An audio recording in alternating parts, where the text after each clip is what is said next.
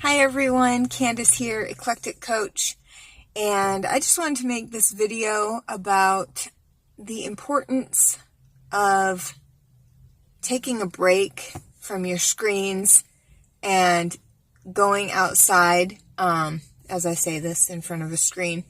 But if you are full moon sensitive, like I'm full moon sensitive, and if you're highly creative and highly intuitive, we can, and I'm a manifesting generator in human design, if you know what that is. So I can be like a tornado, a creative walking tornado. And all these electronics and these screens and going off into this sort of metacognition space where you're thinking about your concepts and you're thinking about your ideas and you're trying to create, it's really important to take breaks and to go outside. I literally feel like my energy field is coming out of my body and I can't get it to come back in. Like, my eyes will become very unfocused. I'm receiving all this subtle information, all these downloads, but it becomes really difficult to put them in any sort of forward linear action or trajectory when you don't ground. So I want to talk about some things that can help you bring your awareness out of this space, because I'm really kind of talking to myself and what I need to do. And so Neptune is moving into Aries next month, thank God, because my perfectionism has just been crippling, and this whole age of perfectly curated content is now over. It's going to be all about being raw, being real. This is where I'm at. This is what I'm doing. So keep that in mind. I'm just going to kind of ramble here, but some things that you can do to sort of ground and refocus your attention is stop what you're doing, put both feet on the ground, and then stare directly at one thing. Like, I'm looking at the volume button on my car and just stare at it. Don't tell yourself a story about it. Don't analyze it. Don't use it as a spin-off piece for your next creative project. Just stare at it. Just open your eyes really big and look into a more narrow field of vision. This can help bring it in and quite literally dial it in. Another thing is, when you're writing, try to make your handwriting really neat and really clean, and go deliberately slower as you're writing things down.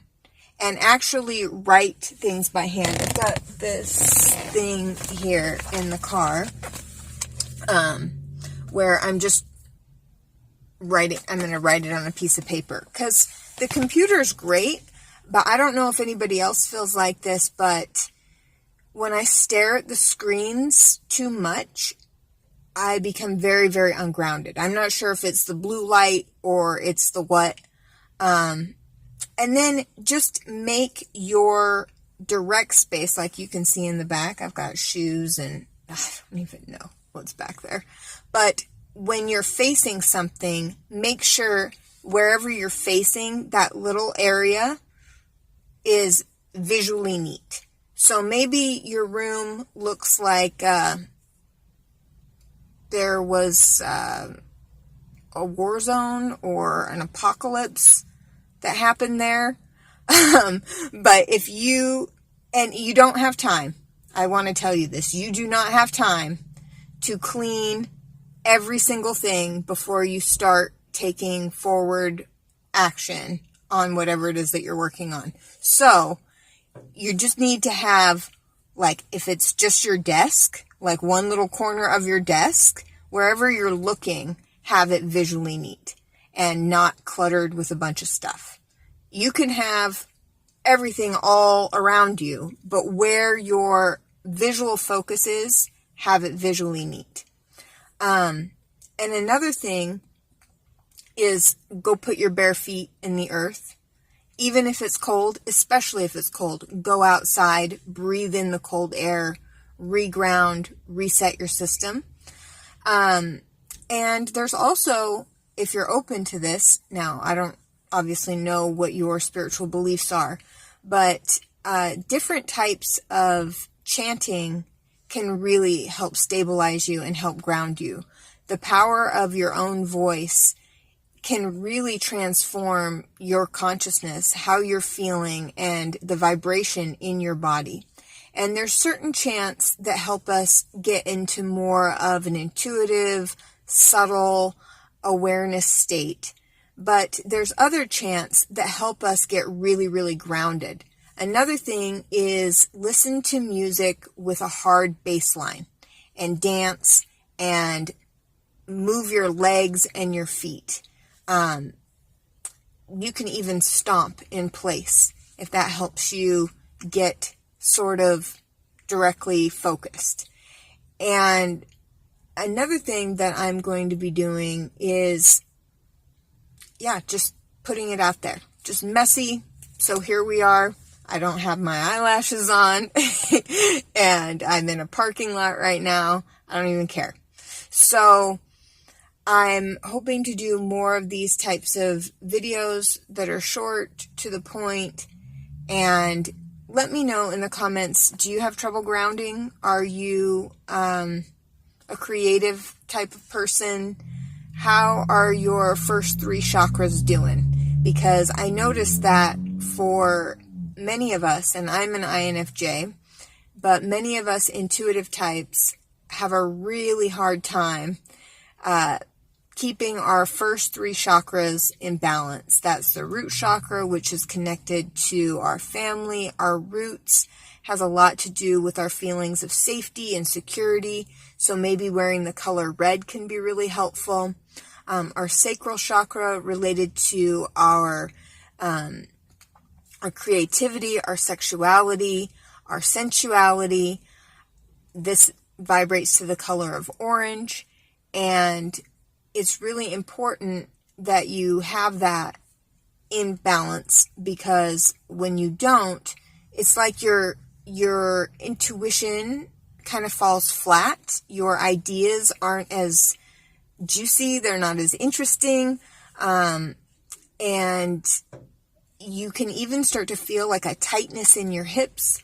So work on stabilizing the first and the second chakra. And then there's the third chakra, the solar plex. And this vibrates at the color of yellow. And this is our identity, our personal will, and our personal goals and what we're trying to create. And so sometimes when we tend to be very creative, intuitive people, we're also very empathic. And how other people feel and what's going on with them and their stories and all these things can really clutter our minds in terms of what we're trying to create, what we're focused on. So we don't want to inflate these chakra centers, meaning we don't want them growing too big disproportionately. We want them to be in a nice balance with our other chakras, our heart chakra, our throat chakra, our third eye, and our crown. So we naturally have our upper chakras in a good place, but it can be really difficult to take our creative ideas and do anything with them when we ignore these other areas. And I personally struggle with, I don't know, being in a human body. I definitely identify with the whole concept of being a starseed or being from another place. I feel like my energy is definitely odd, and people like to tell me how weird I am, like as if I don't know. Like, I've been this way my whole life. So if you feel weird like me, and if you feel a little out of sorts and you just can't focus, and you've got all these things and all these balls in the air and all these plates spinning, and you're just like, I don't know. Try some of these things. Another thing is hard exercise and food. You need to eat. You need to eat high protein food often. Don't, what I used to do, now I'm probably going to get an energy drink. Let's get real. That's my DOC. I'm not even going to lie. It's probably bad. I don't care. Don't even tell me about it. I know that it's bad. I'm just trying to get through the day here. But energy drinks with like a bag of candy is not a good grounding strategy. So, maybe eat some eggs in the morning, or some cottage cheese, or if you like tofu.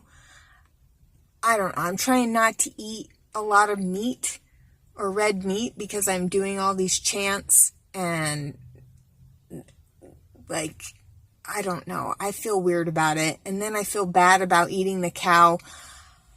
I don't know if I trust these companies that are going to be growing the meat in these petri dishes, this clean cultured meat. I would like to, but you know, when we see how corporations cut corners, and yeah, I digress. Okay, I digress. My point is, I would just really love to have a steak without a side of moral dilemma, but I don't know how to do that, so I'm trying the best I can over here.